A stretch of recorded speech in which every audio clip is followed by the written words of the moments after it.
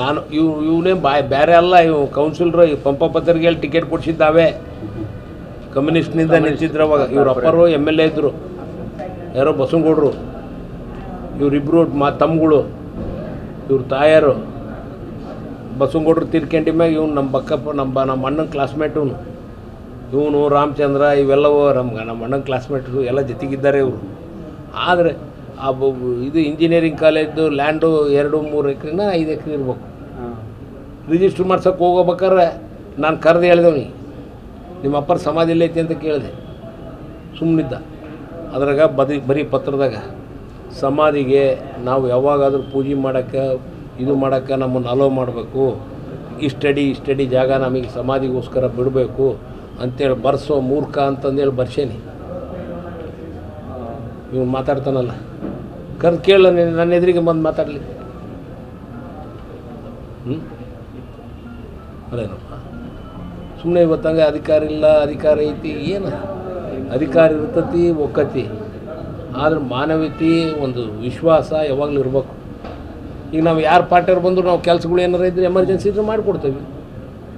ನೀನು ಆ ಪಾರ್ಟಿನ ಹೋಗು ಅನ್ಬೇಕು ಅನ್ನೋರ್ಗಂತವೆ. ಅಂದರೆ ಕೆಲಸ ಅಂತೂ ಯಾವುದೂ ಬಿಟ್ಟಲ್ಲ, ಎಲ್ಲರೂ ಒಟ್ಟು ಕೆಲಸಗಳು. ಇಂಡಿವಿಜುವಲ್ ಕೆಲಸ ಇರ್ಬೋದು, ಯಾವುದಾದ್ರೂ ಜಿಲ್ಲೆ ಅಭಿವೃದ್ಧಿ ಆಗ್ಬೋದು, ಅವ್ರ ಫ್ಯಾಮಿಲಿ ವಿಚಾರಗಳಾಗ ಹೆಲ್ತ್ ವಿಚಾರಗಳಿರ್ಬೋದು, ಎಜುಕೇಷನ್ ವಿಚಾರಗಳಿರ್ಬೋದು, ಹೆಲ್ಪ್ ಮಾಡಬೇಕು.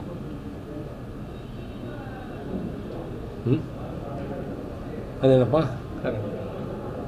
ಅದೇ MP ಚೂ ಬಿಡ್ತಾ ಕಾಣ್ತೈತಿ. ಅವ್ನು ಬೇರೆ ಕೆಲಸ ಇಲ್ಲಲ್ಲ. ಅದೇ ಈಗ ಕೆರ್ಕಣಕತ್ತಾರ ಗಾಯ ಆಗ್ತಾ ಐತಿನ. ಹಾಂ, ಅದು ಏನು ಕೆಲಸ ಇಲ್ಲಲ್ಲ ಈಗ ಇದಾದಾಗಿಂದ.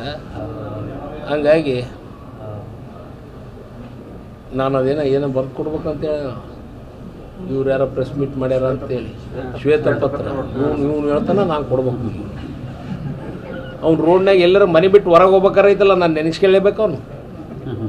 ಯಾಕಂದ್ರೆ ಆ ರೋಡ್ಗಳಾಗಲಿ ನೀರಾಗಲಿ ಎಲ್ಲ ವಿಚಾರ ನನಗೆ ಹೇಳ್ತಾನೆ ಮೂರ್ಖ. ಫಸ್ಟು ಕ್ಲೀನಾಗಿ ಮಾತಾಡೋದು ಕಲಿಬೇಕು. ಏನು ಹೆಂಗೆ ಯಾರು ಅದು ಬಿಟ್ಟು ಸುಮ್ಮನಂಗೆ ಹೂ ಅಂದ್ರೆ ಯಾರು ಕೇಳಲ್ಲ. ಈಗ ಸಣ್ಣ ಹುಡ್ರು ಕೇಳಲ್ಲ.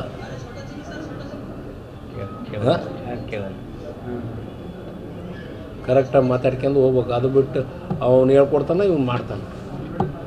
ಈಗ ನಾನು ಹೇಳ್ಕೊಟ್ರಂಗೆ ಎಷ್ಟು ಜನ ಮಾಡ್ತಾರೆ ನಂಬರ್? ಅದೇ ಮಾಡಲ ನಾನು. ಹಾಂ ಏನಪ್ಪ ಅಲ್ಲ, ಒಂದು ರೀತಿ ನೀತಿ ಇರ್ತತಿ.